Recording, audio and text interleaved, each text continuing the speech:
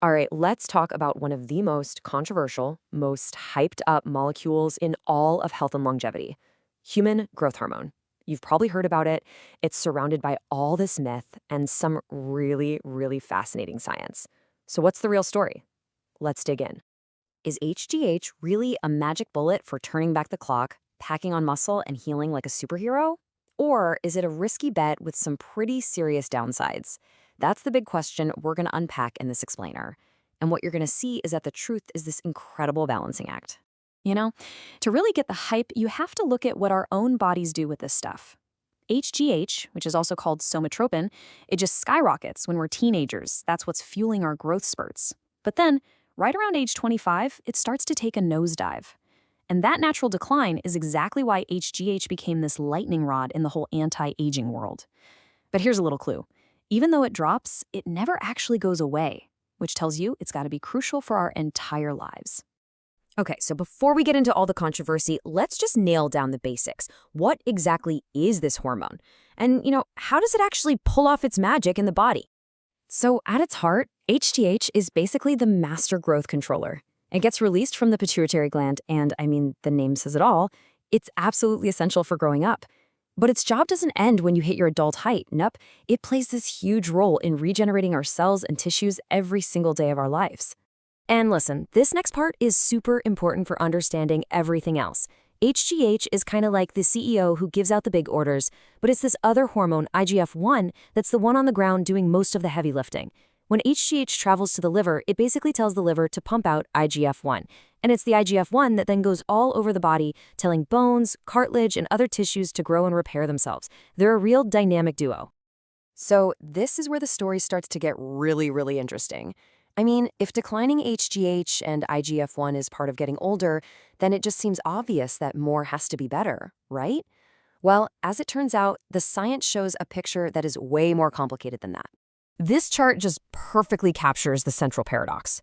A huge study, we're talking over 400,000 people, found this really distinct U-shaped curve. If your IGF-1 levels are too low, that's linked to a higher risk of dying. But, and this is the big surprise, so are levels that are too high.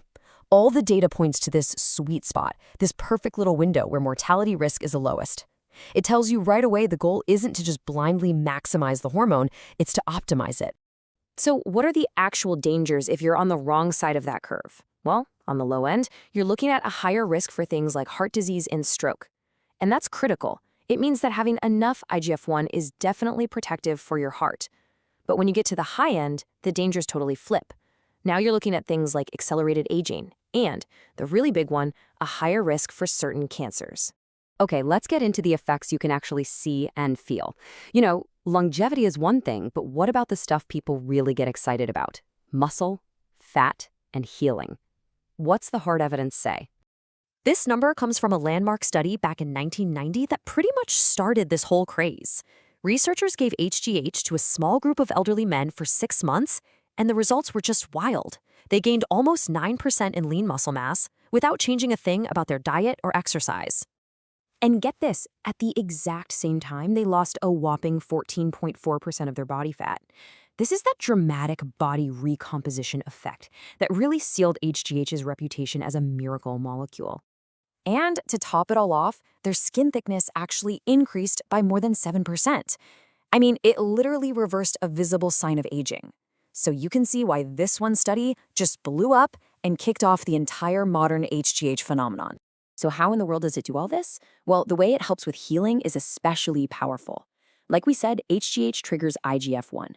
That IGF-1 then basically puts collagen production into overdrive. We're talking 3 to 5 times the normal rate. And collagen is the literal building block for our tendons and skin. This is exactly why so many athletes use it off-label to bounce back from injuries. It can slash healing time by anywhere from 10 to 40%. Okay, it's time to address the big, kind of cartoonish fear that everybody seems to have about HGH. Is there any truth to this rumor? Well, the short answer is yes, it's absolutely real. You have to remember, IGF-1 makes all tissues grow. It doesn't pick and choose.